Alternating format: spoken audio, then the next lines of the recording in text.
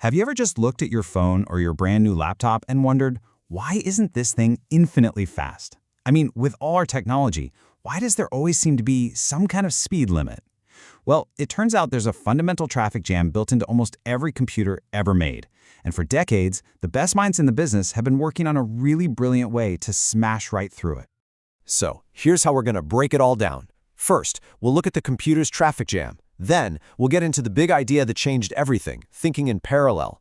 After that, we'll see why you need the right tool for the job. We'll also cover why being smarter is way more important than just being faster. And finally, we'll see how a computer manages this whole symphony of tasks. All right, first up, the computer's traffic jam. We are going straight to the heart of the problem here, uncovering what is probably the single biggest roadblock in the entire history of computing. So let's just ask the big question right out of the gate. Why is there a speed limit at all? What's physically stopping our machines from just going faster and faster and faster? Well, the answer is baked right into their core design. And that brings us to the villain of our story, the von Neumann bottleneck. Okay, picture this. You've got a brilliant world-class chef. That's your CPU. And you've got this gigantic pantry with every ingredient imaginable. That's your memory. The problem? There's only one super narrow hallway connecting the kitchen to the pantry. The chef can only grab one ingredient, bring it back, and then go get the next one. That is the bottleneck. That's what's happening inside your computer, millions of times a second. And this bottleneck forces this really rigid one-thing-at-a-time process. The CPU has to fetch an instruction from memory. Then it has to decode what that instruction actually means. And finally, it can execute the action. It has to do that whole sequence for one task before it can even think about the next one. Fetch, decode, execute, over and over and over. It works, for sure, but it is fundamentally slow because it's sequential. So if that single-lane road between the CPU and memory is the problem, what's the solution? Well, you don't just build a faster car, you build a 10-lane superhighway. And that brings us to our next section, thinking in parallel. Parallel computing is the absolute game changer behind all modern high-performance systems. Instead of trying to solve one massive problem with a single processor, you chop it up into a bunch of smaller, bite-sized pieces, and you give each piece to a different processor to solve at the exact same time. Now, here's where things get really interesting, because we have to talk about two words that sound similar but are critically different: concurrency and parallelism. Concurrency is about design. Think of a single chef juggling a bunch of recipes. They're chopping veggies for a salad while a sauce is simmering on the stove. Multiple things are in progress, but the chef is only doing one specific action at a time. Parallelism, that's about execution.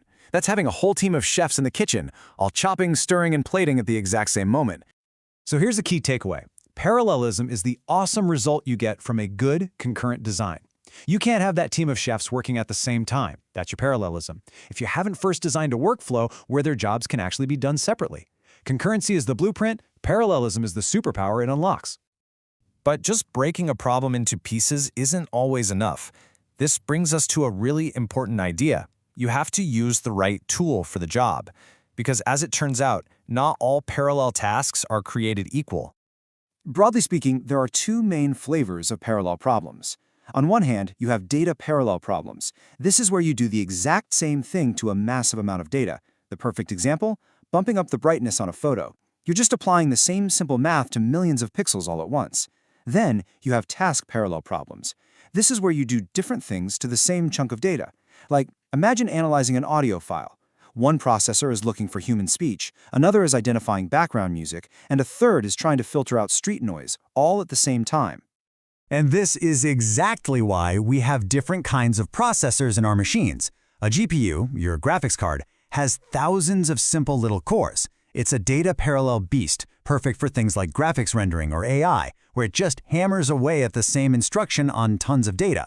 Your CPU, on the other hand, has just a few incredibly powerful flexible cores. It's a master of task parallelism, built to juggle all the different complex jobs that your operating system needs to run. Now, to figure out how efficient these parallel tasks are, we use a concept called granularity. You can think of it as the ratio of work to chatter. How much time are your processors actually spending doing calculations versus how much time are they spending talking to each other to coordinate? The sweet spot is high granularity. Lots of work, very little chatter. That's where you get massive speedups. So at this point, you're probably thinking, awesome, just throw more processors at everything and it gets faster, right? Well, not so fast. And this leads to maybe the most important lesson of all. We have to be smarter, not just faster. Because here is a hard truth you will hear from absolutely every expert in this field.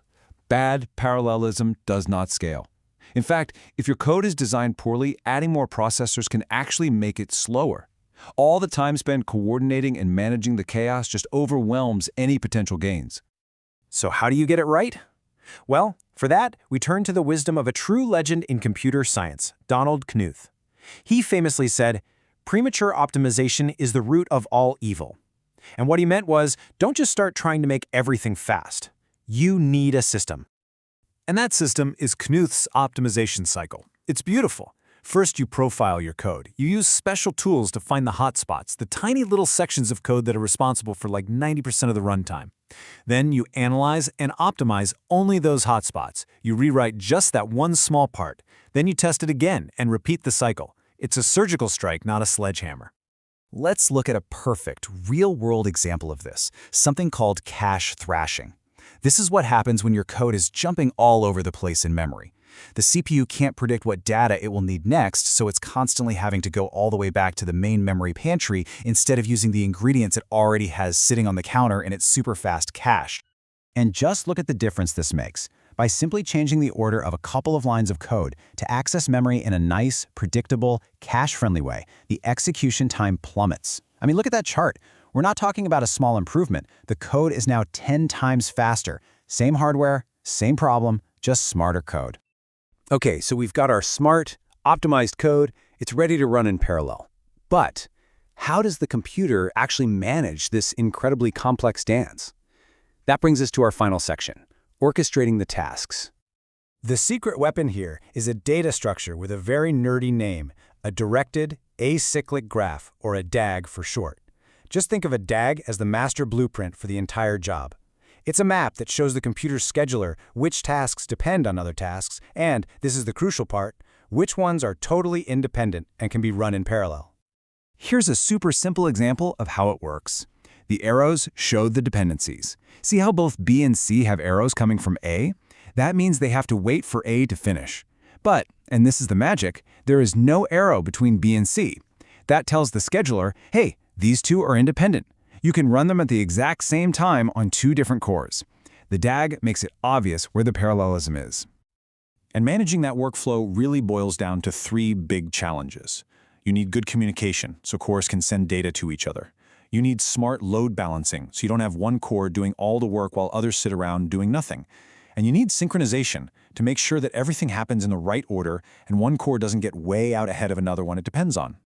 Which really leaves us with this one big fascinating question to think about. For decades, we just relied on hardware getting faster every year.